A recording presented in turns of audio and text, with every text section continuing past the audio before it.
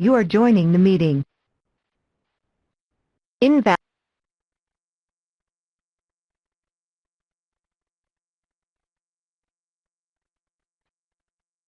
All right, Kate, I'll wait for your countdown. Yes, okay. So our recording has opened. Jenny, do you mind doing the phone line when I do the Adobe? Yep, I can do that. Awesome. So we're going to open the room in 3, 2, 1.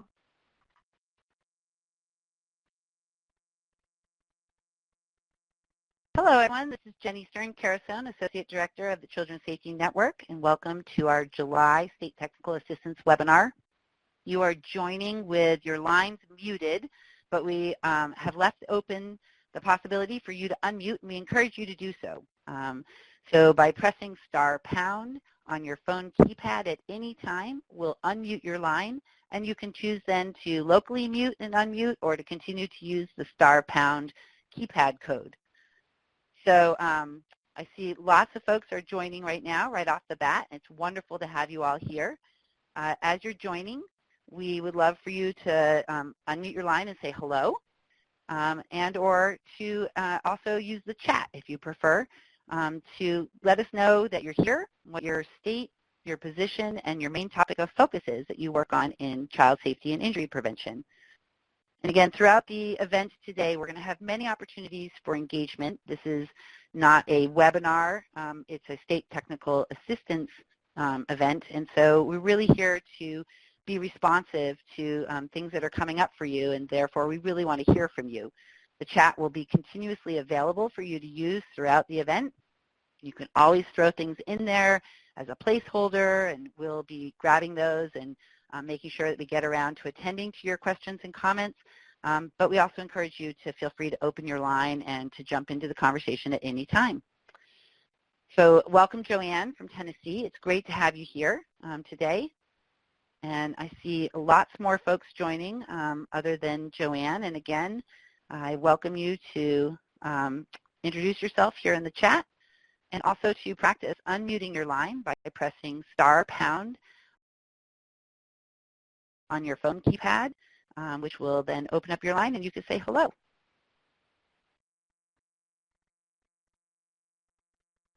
Your microphone has been turned on. Again, this is Jenny Stern-Carasone. I'm the Associate Director of the Children's Safety Network, and we're really excited to have you all joining today for our July 2020 State Technical Assistance webinar. We host these State Technical Assistance webinars, or fondly referred to as the STAW, every other month, and bring together a cross-section of child safety and injury prevention issues, and infuse the quality improvement lens to help states really hone in the work that they're doing, and to look at how to apply quality improvement to help accelerate your work. And these are designed to really be responsive to what's going on in your situations. And so we are excited to hear from you. Your lines have been automatically muted, but we encourage that you use the keypad code *# at any time. Those instructions will be present throughout the webinar today to unmute your line and join the conversation. Looks like we've got some great representation from across the country today, from Illinois, Missouri, Tennessee, Louisiana, Massachusetts. It's really exciting. Pennsylvania, to see so many of you here. So we're at the top of the hour. I'm going to just go through a couple of sort of logistical components. So once again, for so many who are joining, I'll reintroduce myself. I'm Jenny Stern-Carasone. I'm the Associate Director of the Children's Safety Network, and I'm very excited to welcome you all to the July 2020 State Technical Assistance webinar. This is an event from the Children's Safety Network, and we are a project supported by the Health Resources and Service Administration of the U.S. Department of Health and Human Services. Today, our audio is being broadcast only through the phone lines, and so we have set the global mute just to reduce inherent background noise, but this is really an engaging opportunity. So at any time, You may press *# on your phone keypad to unmute your line. You can then choose to use your own mute button or continue to use the *# code.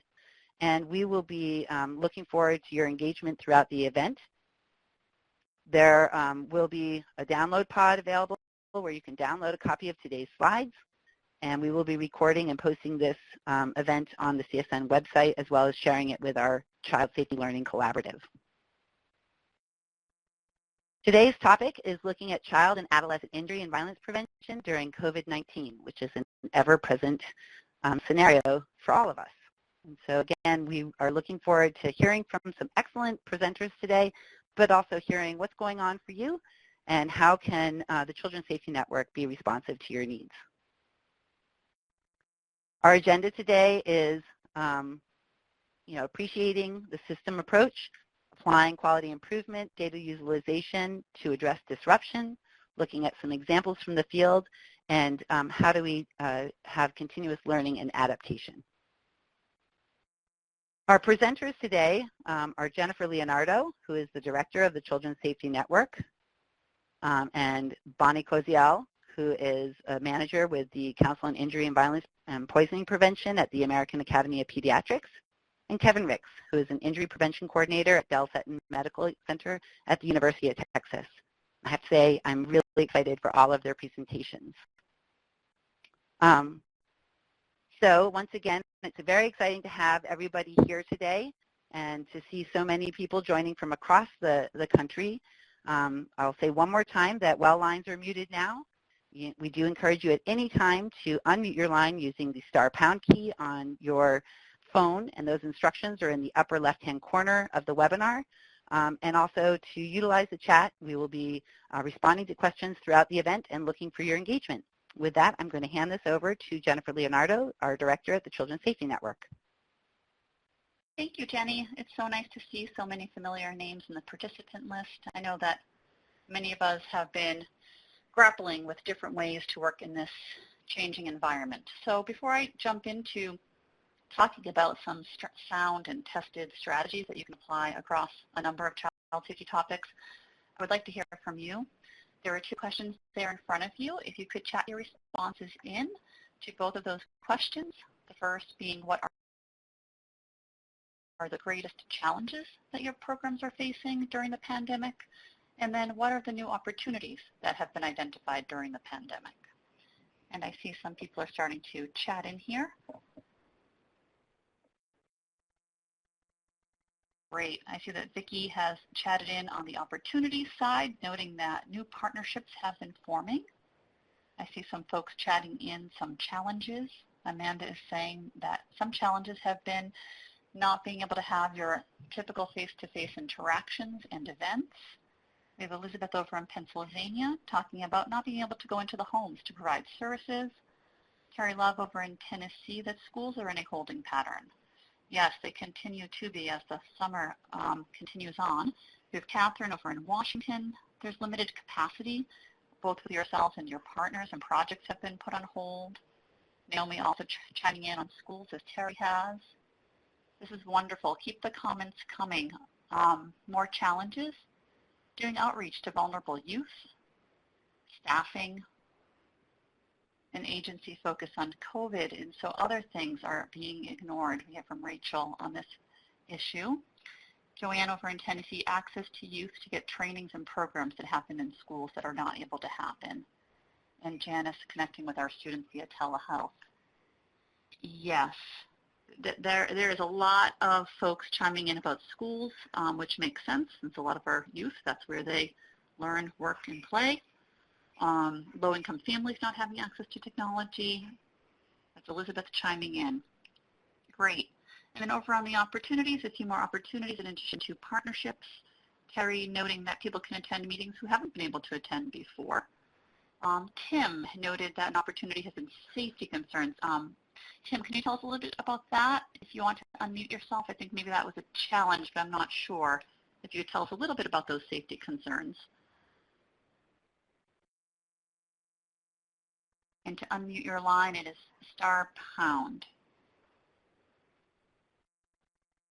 Okay, I'll keep reading as we see if Tim can join us and give us a little more on that. Amanda is saying an opportunity is more virtual training, finding creative ways to accomplish work, folks being more flexible in virtual services. Great. Okay, so it seems like schools and vulnerable populations are some big concerns, and then the partnerships and virtual opportunities. I'm going to dive into the presentation, and hopefully we can get back to some of these. I'm going to start out with a basic definition of quality improvement. Quality improvement is an especially great approach during unprecedented times, such as the time we're in right now. It refers to a continuous and ongoing effort to achieve measurable improvement. So it really is about improving in small steps along the way. You're making improvements in efficiency, effectiveness, performance, accountability, ultimately your outcomes, and you're trying to achieve equity and improve the health of your community. There are a number of quality improvement models and tools that are out there. I do want to note that if you have your own quality improvement tool that you're using in your organization that your staff is comfortable with, I am not saying to change your quality improvement framework or tool. In my experience, most of these models have great overlap, and I think you'll see that as well once you start to become more versed in them. At the Children's Safety Network, the framework that we're using is to look at your child safety expertise, meaning your evidence-based practices, and looking at those and then making adaptations to those for your context. Having a strong leadership and management component, so a lot of management tools and leadership tools to keep your team informed of what you're doing, understanding the system that you're working in, being on the same page about making changes to the system.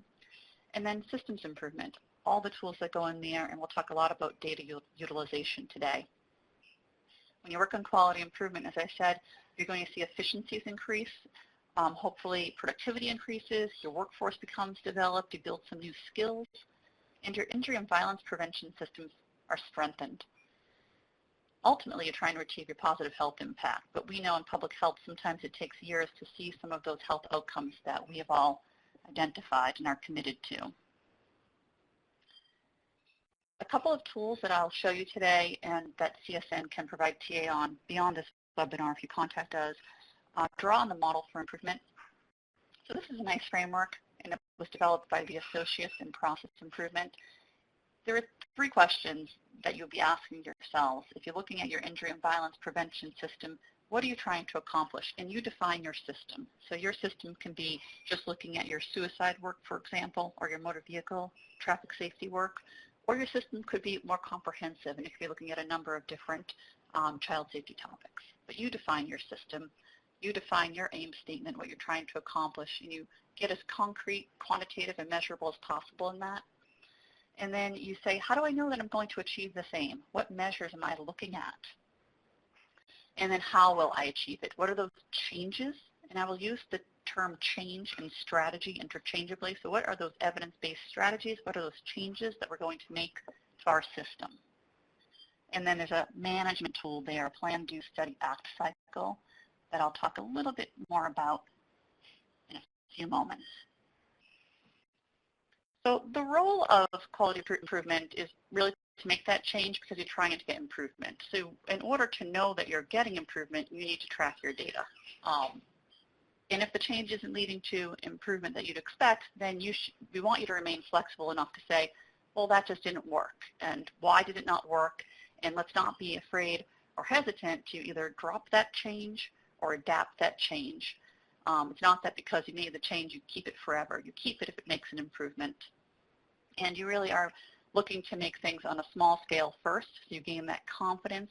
You look at that data. You build that evidence that things are working.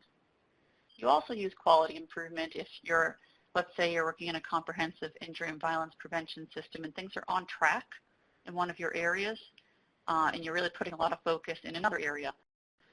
You still want to monitor your data and make sure that you're sustaining those gains that you've already made. If you're not, you could be asking why not. A lot of you mentioned schools, so maybe you're not reaching as many children because they're not in schools right now, and so those gains that you made aren't being sustained. And so then you would try to think about what other ways can we reach those kids, what other strategies can we use.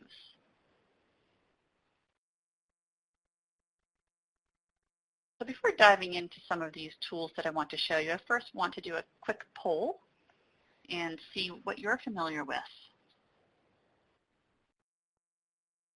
Jenny, could we get the poll questions pulled up? It may be that my system is slow, but I'm not seeing the questions on my end yet.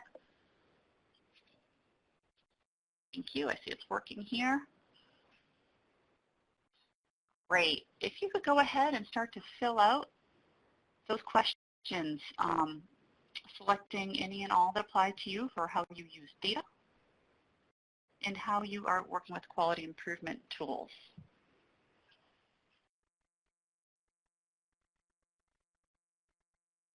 Okay, so we have nearly 90% of folks who are responding, saying that they use data to identify priorities. That's really great. So you use your data at the front end. About 60% are using real-time data to make programmatic decisions, so not as many. Very few folks are tracking data daily. This is something that we tend to see. You all know this better than I do, sitting in different state health agencies, and sometimes there's a data lag. But more of you can track it weekly, and many more can track monthly, about 56%. Great. About 75% use QI in your programs. Wonderful. Only about 13% have been using QI in response to COVID. I'd love to explore that a little bit more with you. 23% are using systems maps, 16% 90-day aims, and 66% PDSAs. I'm impressed with the 66% for PDSAs. Okay, well, I'm going to talk a bit about systems maps today, and hopefully I can highlight for you some of the ways that you may be able to use that during COVID. Thank you for filling that out for me. So the first thing I want to put out there is that we need to appreciate the system we're working in. You're working in a very complex system. You have varied resources, a lot of diversity, multiple actors. You often work across geographic settings. You work with populations with varying socio-demographic characteristics. You work with people of different knowledge and skills across disciplines, organizations, and teams, and you often have interrelated systems and processes that need to be coordinated in order to achieve your outcomes. So due to this, I want to encourage you to be flexible and knowing that in order to make change, it's going to take more time because of this complexity. And when we look at experiences and we look at documentation of complex systems, we know that reasons for making change that make things more complex are that you have increased delay in your responses. So from the time that you make a change to the time that you can observe if that change is an improvement is larger in a complex system. So part of that is to keep your team motivated and on track and having confidence. You want to identify measures along the way that give you enough confidence that you're moving in the right direction. There's also that increased need for more coordination and integration. So a lot of folks wrote in that a new opportunity is building partnerships. That's a great way to keep strengthening those existing coalitions, thinking about if there are new partnerships that need to be formed, and how you may need to rework some of the processes to be virtual. You also have a great deal of behavior change that's needed across systems, and I think we've all seen this. A lot of folks mentioned school from home. That's a large behavior change. We have different school systems, even within states, that operate under different policies and structures. They serve different populations of students that have different levels of resources. And students have different academic, social, emotional, psychological, and physical needs. And educators have different resources available to them and different capabilities for working in virtual or hybrid environments. Other behavior changes that we're seeing during COVID are looking to have new avenues to screen for mental well-being and offer treatment to children and adolescents, finding new effective ways to educate the children, the adolescents, the parents, and the caregivers on a number of safety issues, drowning, anxiety, depression, getting your driver's license, your training started, etc. So I would love it if some of you, as I continue to move forward in the slides, if you chat in If you're seeing other behavior changes that you're trying, if you've had some new innovative ways that you've been trying to address those behavior changes, if you can put those in, that would be great. I'll offer one as a mom of 4 kids in a public school system in Massachusetts. Our schools started to do behavior change with the kids where they have counselors creating PowerPoint slides for Wellness Wednesday. And so these kids are now being offered some social emotional learning statically through the slides, but then there are questions that each kid has to fill out as homework, and that's a way that the school staff is trying to do some basic screening to see who's at risk and who needs more supports from a mental health perspective. The biggest thing here and why it's in purple is that COVID-19 is what we would call disruption in the QI world. So it's negating a lot of the business models that you have, the status quo, kids showing up at school, parents being able to go off to work physically, the way we access our healthcare system. So what do we do about this? Where do we start? I think one of the biggest things is that you have to have very strong leadership. Your team needs to be very transparent about the challenge that you're facing, and your team needs to understand, what does your current system look like? How has it been impacted? And where do you want to try to rally together and make a change and see if that change is going to make things better? So I would encourage you to think about mapping out your system, map it out with a diverse team, pull people in from different parts of the organization, different parts of your injury and violence prevention program. Be very clear on the aim. So what's your scope? Don't take off a big chunk right away. Start smaller. What's an aim of a subsystem, for example? Fill out your inputs, your processes, and your outputs. So your inputs. What are the individuals and organizations involved in achieving the same? What resources do you require? Money, equipment, partnerships. Who are your clients or beneficiaries? Where are you trying to go? What's your output? You may have 2 or 3 outputs for this aim. How many clients are you serving? How many people are exhibiting behavior change? How many people are not winding up in the emergency room, for example? And what are those measures? And then you can map out your processes.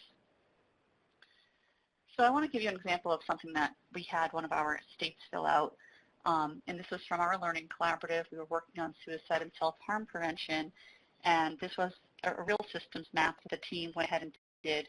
Now, this was pre-COVID, but you can see here that they went and they listed out all of their inputs on the left-hand side. They identified their outcomes over there on the right-hand side and their measures. And you can see they have a number of measures that relate up to a larger aim statement. That larger, broader aim statement is that by April 2023, their state would decrease suicide-related fatalities by 4% from a baseline they identified in 2020 for children and adolescents ages 10 through 19. Then they came up with these measures along the way. So how can they know they're staying on track?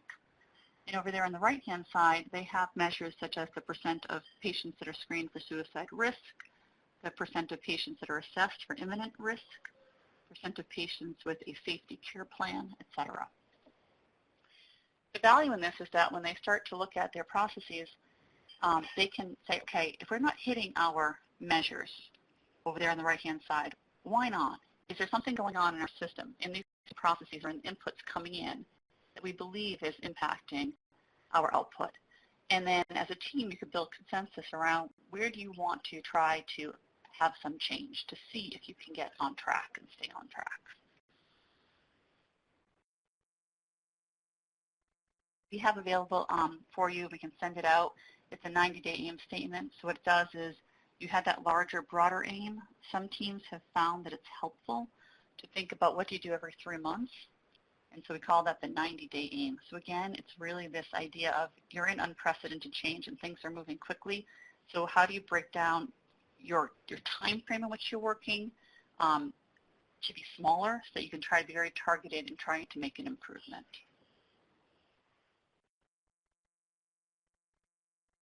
Okay, so I want to talk a bit now about when you talk about child safety expertise, and we talk a lot about using evidence-based and evidence-informed strategies. And we have a lot of documents out there. We have resources through CSN and other federal partners, and I know a number of you have seen them. But now in these changes, some of those don't really apply. You're missing your basic geographic context in which you used to work, for example, a school system, or your home visiting may not be taking place as it normally would. So you're being asked to really ask more questions and be very innovative and to adapt, to build off some of these strategies. And when you do that, you want to document exactly what you're doing and start small and see if it's working. And you start to build the evidence by tracking that data to see if that adaptation is having an impact.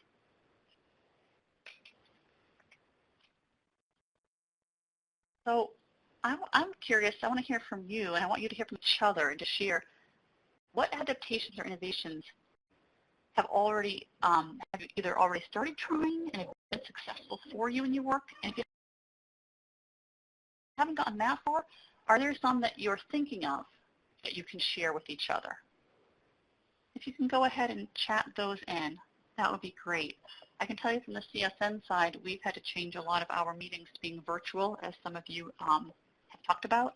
And even the way that we do virtual presentations with trying to build in more engagement has been something that we've been keeping an eye toward. We're also trying to build increased partnerships around health equity and structural racism during COVID-19. So it's another way in which we are trying to adapt. Terry Love has chimed in here that more virtual trainings, presentations, and meetings.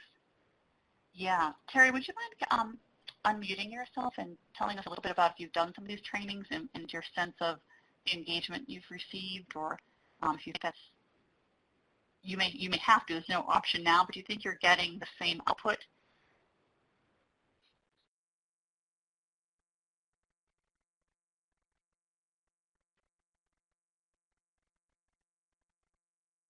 If Terry will unmute, and if not, I'll keep reading. I see a lot in the virtual meetings and webinars. Jan Bright, thank you.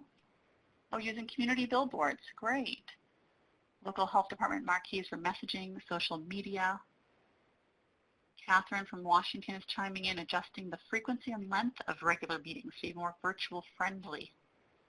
We have one we used to do every quarter for 3 or 4 hours that we're now doing every other month for 90 minutes. Yes, Catherine, 3 to 4 hours is just too long for a virtual meeting. That's another adaptation we've been making ourselves, is to, even with the hourly meetings, to really give people those last 10 minutes for transition time, regroup, instead of being on the computer straight through.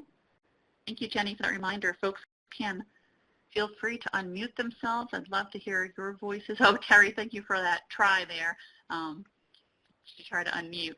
Martha from Missouri.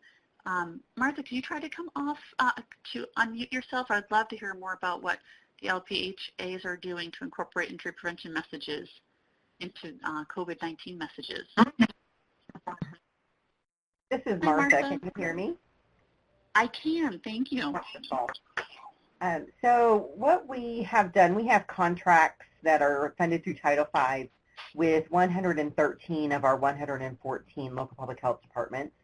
And they have a work plan. They have to do a local MCH assessment of needs and then identify 1 or 2 priorities to develop a work plan around and implement that work plan. So we have a good majority of those health departments who have work plans that are focused on injury prevention both in childhood and adolescence.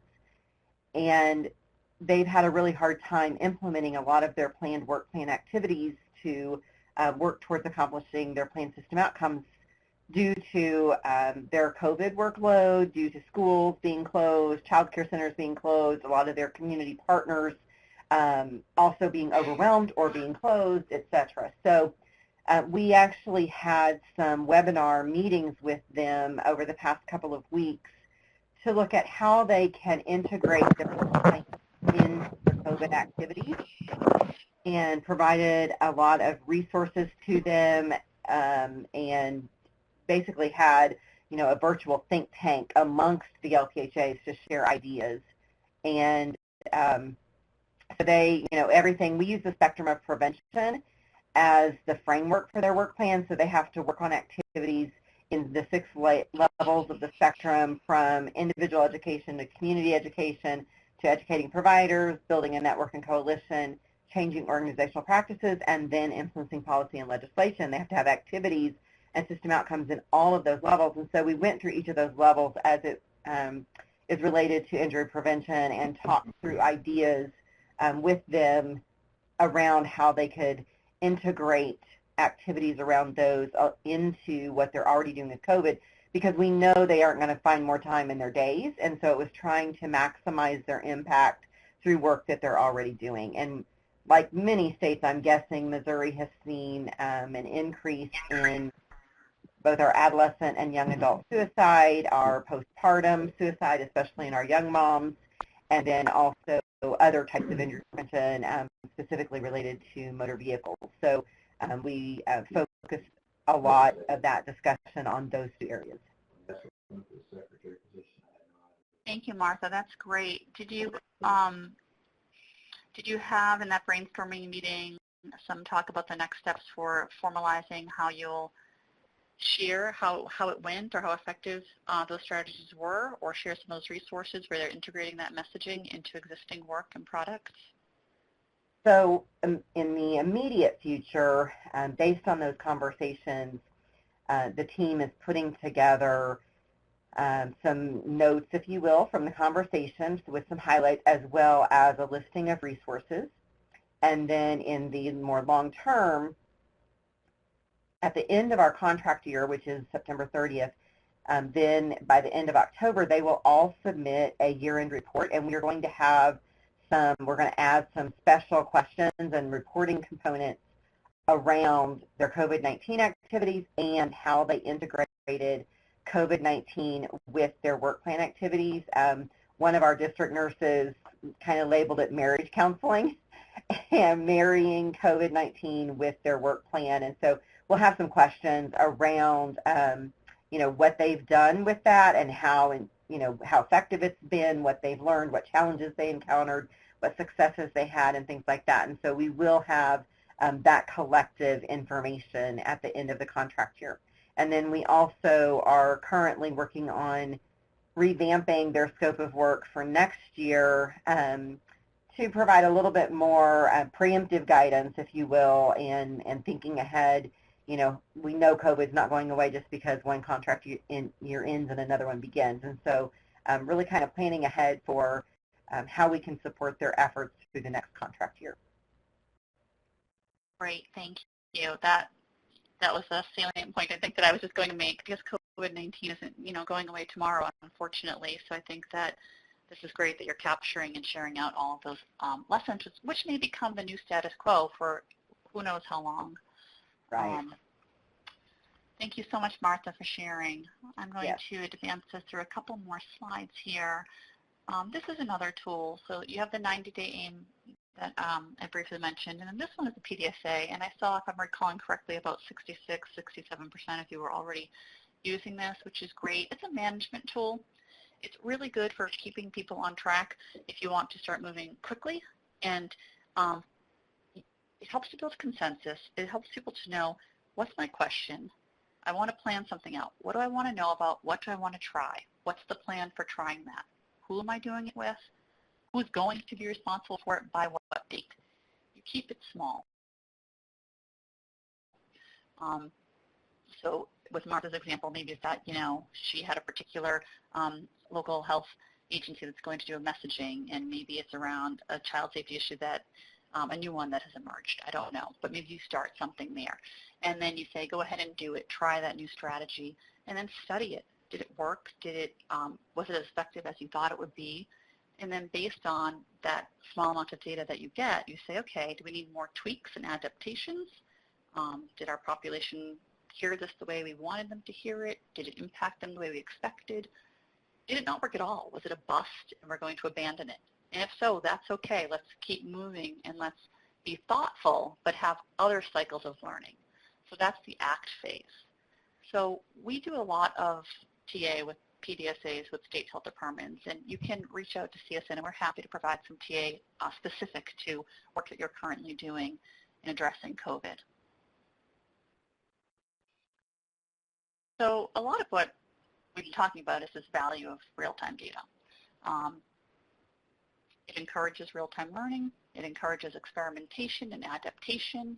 It doesn't become just this person's idea or just that person's previous experience. It's what's taking place right now on the ground as we're working and making changes. So it allows you to drive decision-making based on the data we're collecting. Should we keep doing the same thing, or we need to make a change? And it keeps a record for you of what's working and not working. Both quantitative and qualitative data are absolutely essential. Qualitative data may be all that you have right now during these times. This here is an example of quantitative data. This is data, as you can see, that's collected every month. As you indicated in the poll, for health departments, it's often hard to have that daily data collection, but some of you can do it weekly, but more of you could do it monthly. So this is an example from Wisconsin. Thank you so much, Wisconsin, for sharing this with us today. They're working on the number of schools and organizations that provide teen driver safety programs to teens. And you can see that back in January of 2019, they were at 59 schools or organizations, and then in April of 2020, they're up to 112. So you can see there, if you follow that line graph, that you can see it's like flattening, then they jump up a little, then it's flat, and it jumps up a little, and that's the pattern. But if you're looking at this data over time, your team could ask yourself, okay, so what's contributing to the jumps? What are we doing differently? How do we get that larger jump going from September to October? What happened during that time period? And then that can help inform how you continue to do your work. So this is some of the value of the real-time data. Use your data. Show it to your team. Dig into those questions, especially if you see an astronomical point or if you've flattened out and the work isn't progressing and you're not hitting your goals as you would expect. This is data that is at a higher level. This one is quantitative data on the injury death rate per 100,000 children and adolescents. This is ages 0 to 19. It's by state. The purple bars are indicating the rates below the national injury death rate. The green bars indicate the rates above the national injury death rate. So this is data that you may use way up front. And I was really impressed most of you are using data to set your priorities. So if you had a purpose of looking at understanding how states differ in their injury death rates compared to the U.S. national average, you could use something like this. If you were to cut this by a particular injury and look for data in that way, you may be looking for other states that are in similar situations to you or states that are vastly different that you want to learn from. So it could be a way to understand the wider landscape and all the different partnerships that could be available to you. And then here are some bullet points on the value of qualitative data. I'll just mention a couple. They can help uncover barriers. They can be very motivating, and they can add context for you.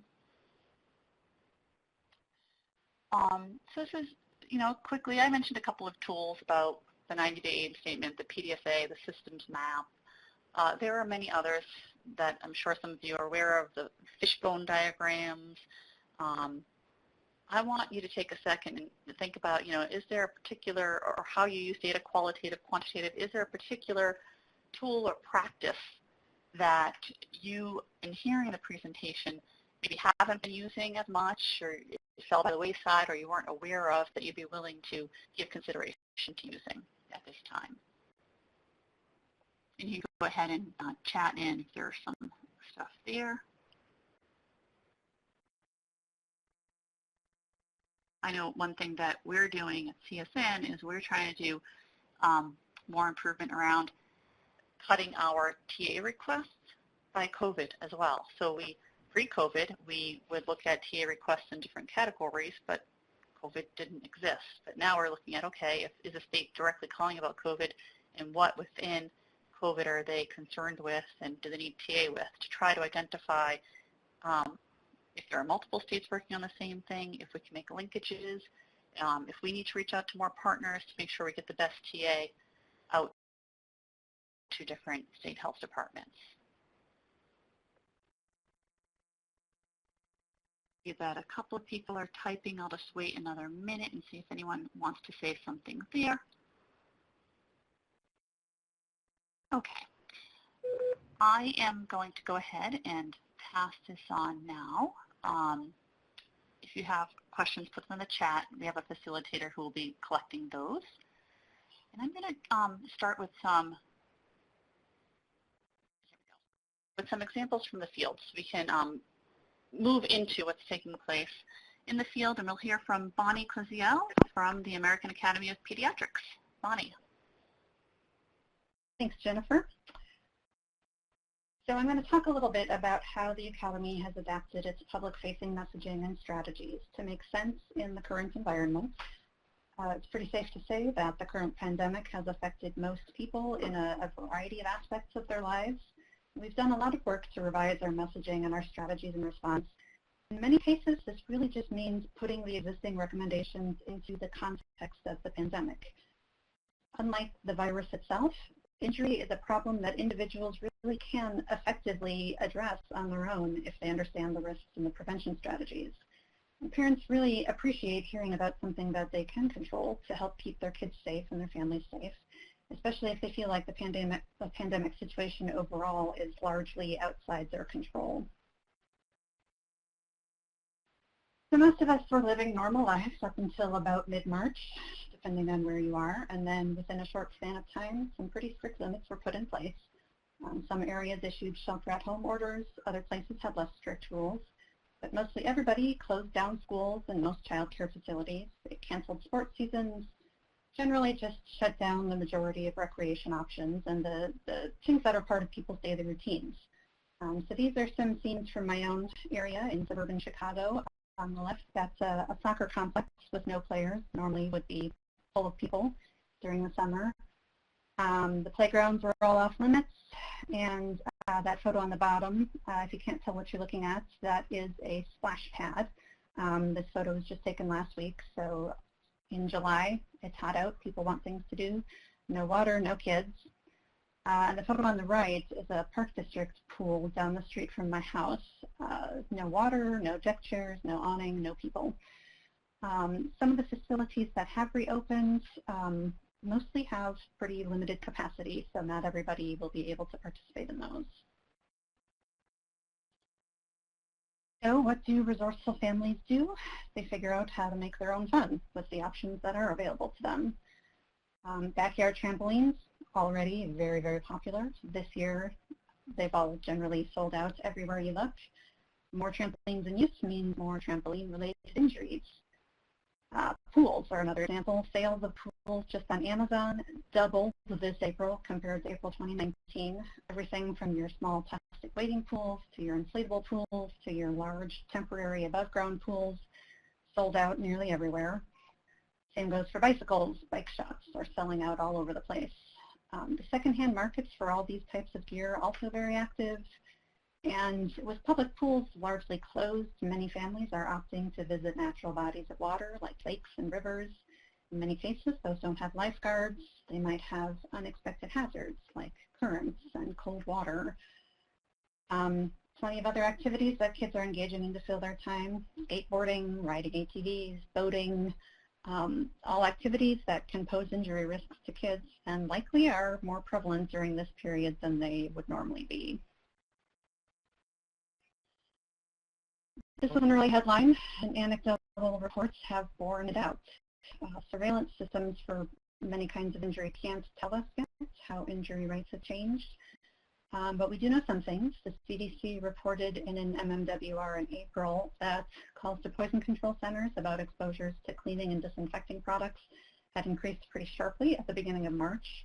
It was 20% over the previous year for the period of January through March. You may have seen some incidents that were in the news affecting celebrity families and injuries to their kids. There have been some early reports from hospitals, too, indicating a significant increase in injuries suspected or related to child abuse, even while overall reports of abuse are down. And this is largely, they suspect, because children are away from school and the teachers and the other caring adults who usually would be alert to signs of abuse and are mandated to report them. Many of the usual family activities have been, and in some cases remain, off limits. At the same time, lots of parents are working at home while trying to juggle childcare and homeschooling. or the parents who are essential workers and are going to work have to cobble together childcare outside of their usual arrangements. All of this can mean fragmented supervision and kids with time on their hands where they're not necessarily under the care of a responsible adult. So early on in March and April, the Academy's messaging focused a lot on reducing home hazards while you're at home. Make sure home is a safe place, locking up potentially harmful things like cleaning products and guns, anchoring furniture so it can't tip over, removing choking and strangulation hazards, and generally making home a safe place. These are the same messages we've always communicated, but they were made more urgent by increased time at home. Some of you may have participated. Nationwide Children's Hospital and Prevent Child Injury organized an early Twitter event focused on alerting parents of possible home hazards and putting home safety measures in place. As time went on and families took more steps to find recreation outlets, the Academy shifted its messaging somewhat to address the risks that arose with those activities.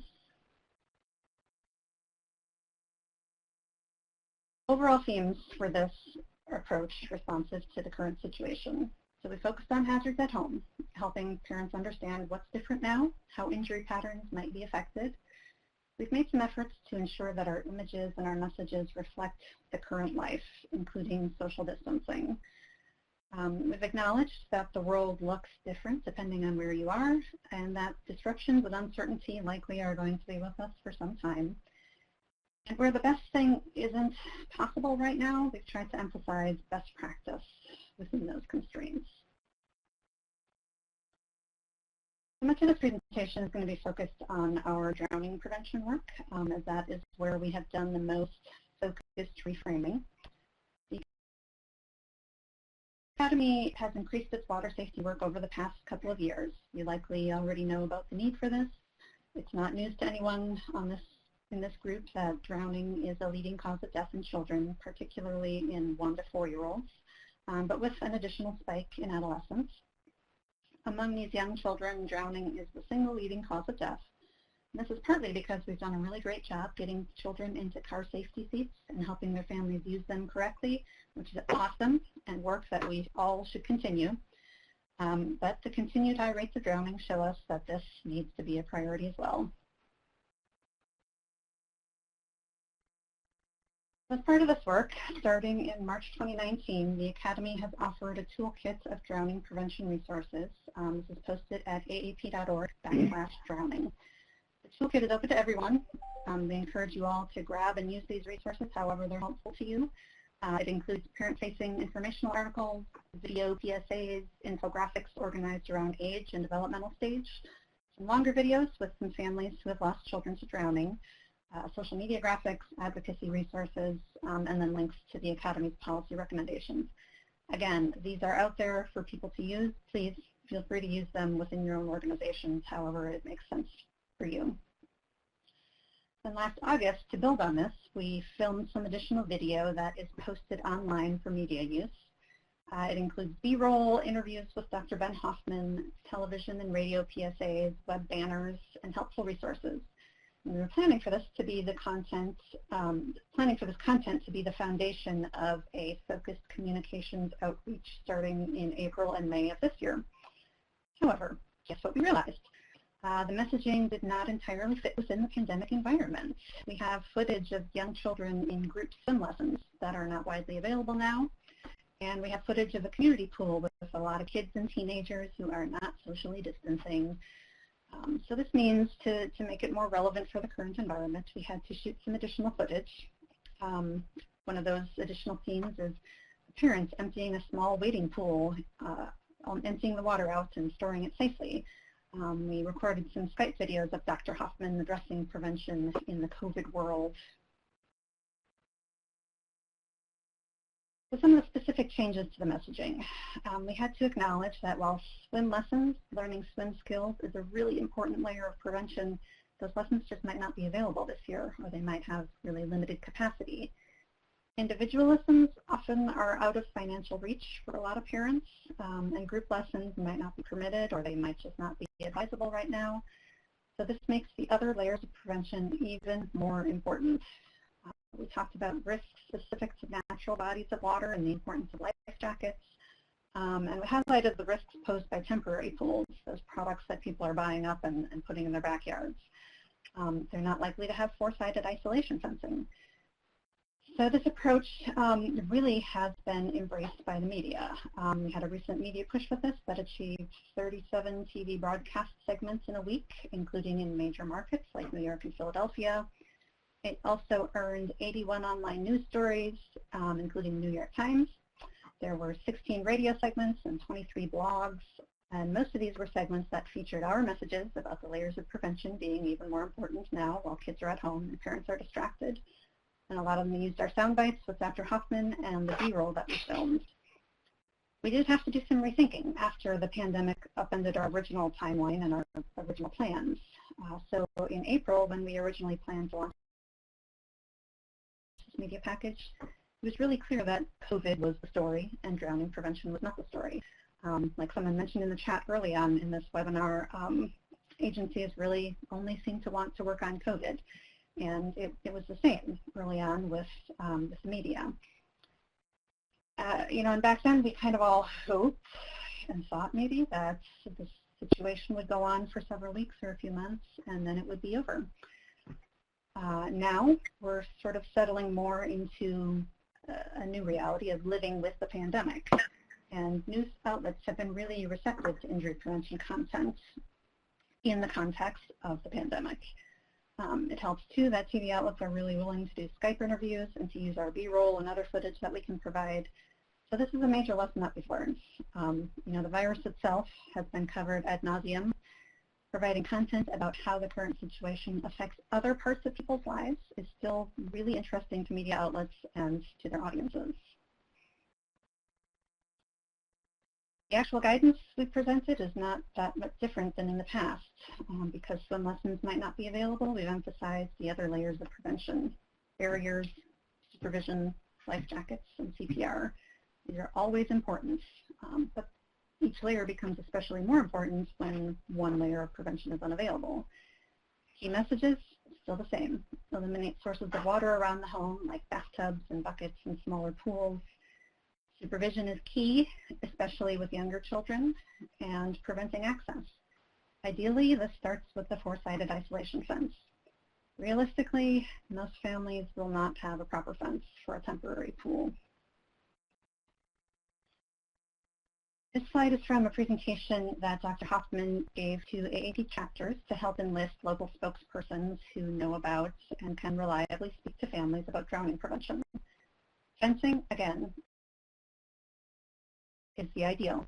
If the family cannot or does not have a proper fence, other ways to prevent access include things like door alarms, pool alarms that detect a person falling into the water, and even simple interventions like locking doors that lead to the outside. It's important to note that not all of these interventions are evidence-based.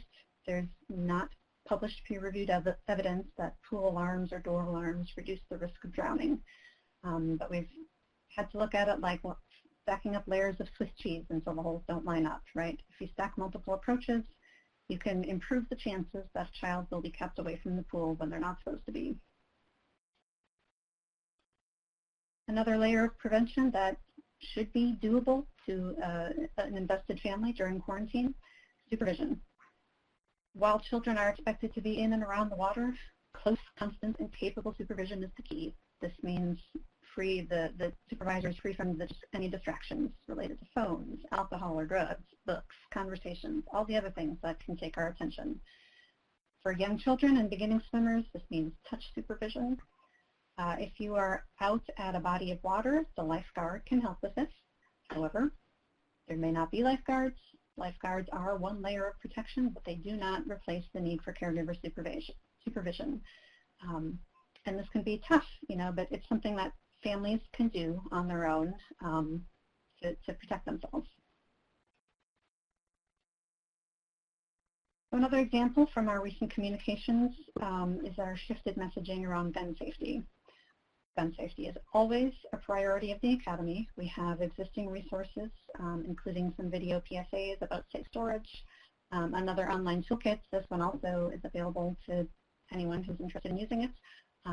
The toolkit outlines prevention strategies and how prevention looks different at various ages and developmental stages. It contains a lot of the same types of resources as in the drowning prevention toolkits, the infographics and advocacy messages and social media posts. June is the month of 2 different gun safety campaigns. So there's Wear Orange early in the month, and then Ask Day on the first day of summer.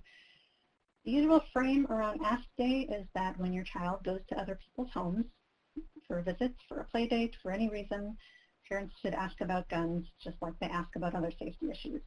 Do you have a pool? Do you have a big dog? My child is allergic to nuts or to bee stings. Do you have any guns? Oh, you do. How are they stored? You know how kids get into everything. I just want to be sure I don't get into something that could get them hurt. This year, going over to a friend's house is maybe not completely off limits, but definitely not something the American Academy of Pediatrics can promote.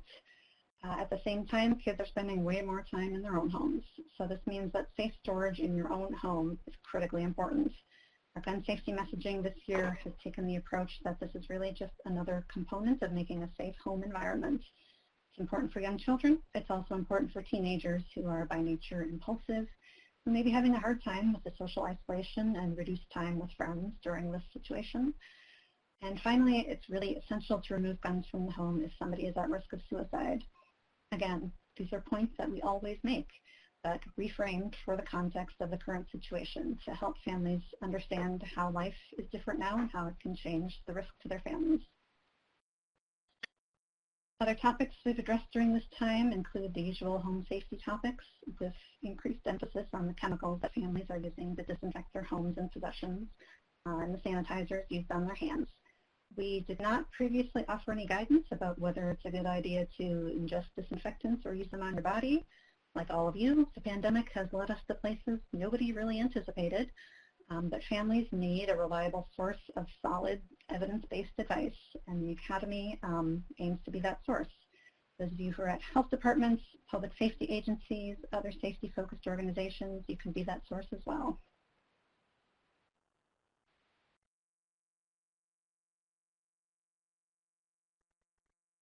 But the Academy has put a ton of work into supporting pediatricians and families throughout the pandemic. This includes a lot of support for pediatricians to help them keep their practices safe and financially viable. A lot of help addressing unique health risks not directly caused by but related to the virus.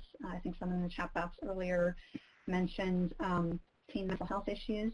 We have created some resources related to mental health needs of kids, particularly related to the current situation.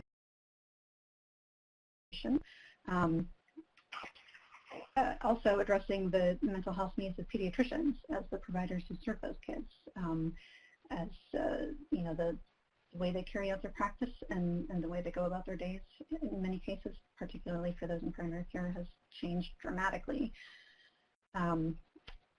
There's also a lot of guidance on clinical topics related to treatment and management of COVID-19, as well as on issues that affect families directly. You probably all heard about the Academy's guidance for reopening schools. I will say that it has not been reported entirely accurately by all reporters all the time. I do encourage you to read it if you're interested. There's additional guidance in progress for systems like early childhood, camps, return to sports, and one other topic of guidance that will be of interest to many of you that is in development is safe transportation, particularly by schools, Head Start and other early childhood programs, child care providers, social service and foster care agencies. That guidance is in development. It should be posted probably near the end of July. All AAP guidance related to COVID-19 is considered interim guidance. This means that none of it is the final word on any topic. Nobody has more than several months experience with this virus. So as our knowledge and understanding of the virus grows, as we learn more about how it acts in the world and how it affects kids and adults, and as conditions change, the guidance will change to reflect that. This all also has revealed the critical need for increasing funding for schools and other entities that serve children and families, and the Academy is advocating really strongly for that funding. So if you're interested, all the COVID-related guidance can be accessed from aap.org. There's a link directly on the homepage. And if anyone has questions, I think I could take one or two. Otherwise, we will pass it along to the next presenter. Thank you, Bonnie. So while we're pausing to see if anyone has questions, in the vein of disruptions and dealing with unexpected turn of events, we are experiencing a technical issue where we've just learned that this particular room that we're in is being occupied by a different project. And so I am actually going to, we've set it all up. We're going to seamlessly transfer you all into a different Adobe room. I ask that you please stay on the phone line. Nothing will happen to your phone connection.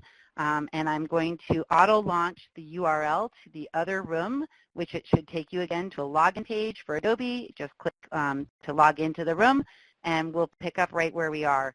So again, phone lines are staying open and connected. Please don't hang up. And we're just going to switch our login and view of where we are. So I'm going to go ahead and launch that now.